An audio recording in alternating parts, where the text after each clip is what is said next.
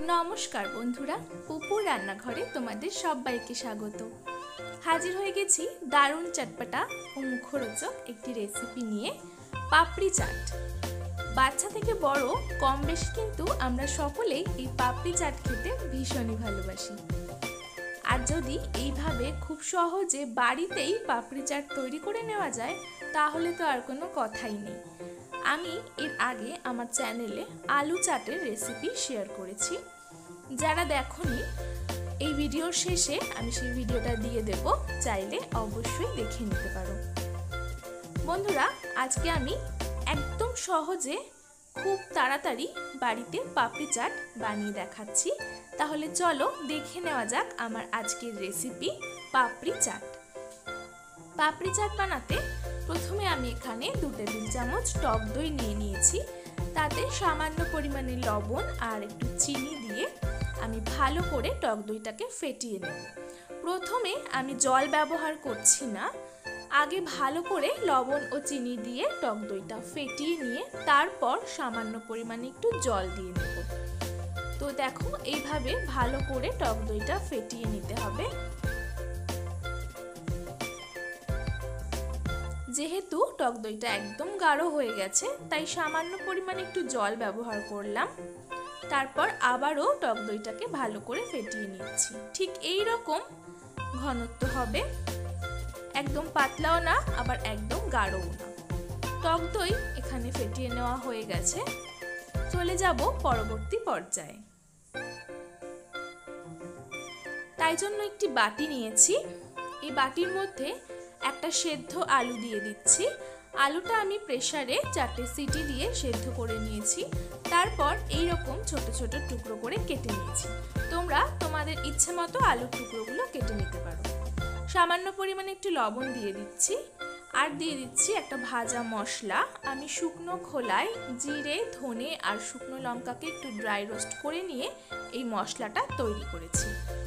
তারপর দিয়ে দিচ্ছি টমেটো কুচি, তারপর দিচ্ছি কাঁচা লঙ্কা কুচি আর দিচ্ছি অল্প একটু পেঁয়াজ কুচি। তোমরা যদি পেঁয়াজ কুচি না দিতে চাও তাহলে নাও ব্যবহার করতে পারো, তবে একটু পেঁয়াজ কুচি আমি ব্যবহার করছি। ওপর থেকে দিয়ে দিচ্ছি একটু পাতিলেবুর রস,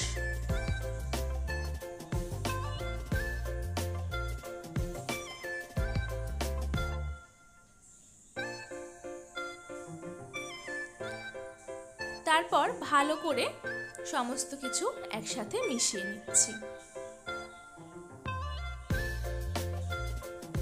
এখানে চাইলে কিন্তু ছোলা বা মটরের ব্যবহারও করা যেতে পারে, কিন্তু আমি আর করছি না। এরপর আমি কয়েকটি পাপড়ি এইভাবে প্লেটে সাজিয়ে নিচ্ছি। আমি এখানে দোকানের কেনা পাপড়ি ব্যবহার করেছি। তোমরা যদি পাপড়ি বাড়িতে বানানোর রেসিপি চাও তাহলে অবশ্যই আমি শেয়ার করব, আমাকে কমেন্টে অবশ্যই জানাবে। এইভাবে পাপড়িগুলো প্লেটে সাজিয়ে নিতে হবে।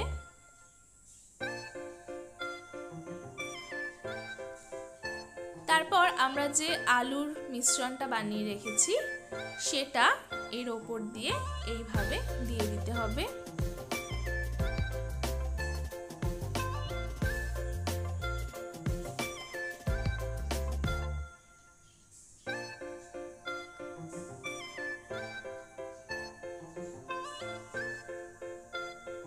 তারপর যে টক দইটা ফেটিয়ে রেখেছিলাম সেই টক দইটা এইভাবে ওপর দিয়ে দিয়ে দিতে হবে। এর কোনো পরিমাণ নেই, যতটুকু ইচ্ছে ততটুকু তোমরা দিতে পারো তোমাদের স্বাদ অনুযায়ী।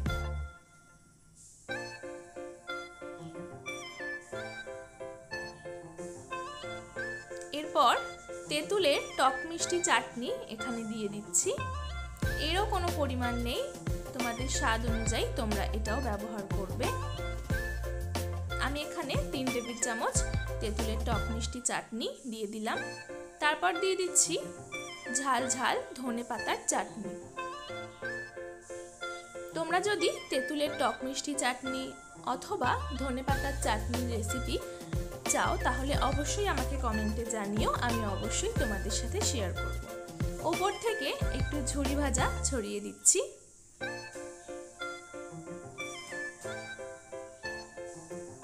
আর দিয়ে দেব সামান্য একটু ধনেপাতা কুচি।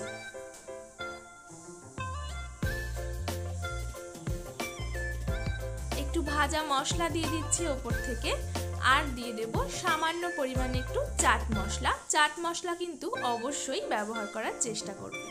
তো বন্ধুরা, তৈরি হয়ে গেছে দারুণ স্বাদের দারুণ চটপাটা পাপড়ি চাট। কত সহজেই কিন্তু বাড়িতে তৈরি করে নেওয়া গেল। তোমরাও এটা অবশ্যই একবার বাড়িতে ট্রাই করো। কেমন লাগলো কমেন্টে আমার সাথে অবশ্যই শেয়ার করবে। আজকের ভিডিওটা ভালো লেগে থাকলে বন্ধু ও পরিবারের সাথে ভিডিওটা শেয়ার করে দেবে। আমার চ্যানেলটা সাবস্ক্রাইব করে আমার পাশে থাকার অনুরোধ রইল। পাশে থাকা বেল আইকনটি অবশ্যই প্রেস করে দেবে, তাতে আমি যখনই নতুন কোনো ভিডিও আপলোড করব নোটিফিকেশন তোমাদের কাছে পৌঁছে যাবে। যারা আমার চ্যানেলটা সাবস্ক্রাইব করে আমার পাশে আছো তাদেরকে অসংখ্য ধন্যবাদ। যারা আজকে আমার চ্যানেলে নতুন এসেছো তাদেরও অনুরোধ করছি আমার চ্যানেলটা সাবস্ক্রাইব করে নেওয়ার জন্য। হাজির হয়ে যাব আবারও অন্য কোনো রেসিপি নিয়ে। ততক্ষণ পর্যন্ত সকলেই খুব ভালো থাকবে। আজ বিদায় নিচ্ছি, ধন্যবাদ।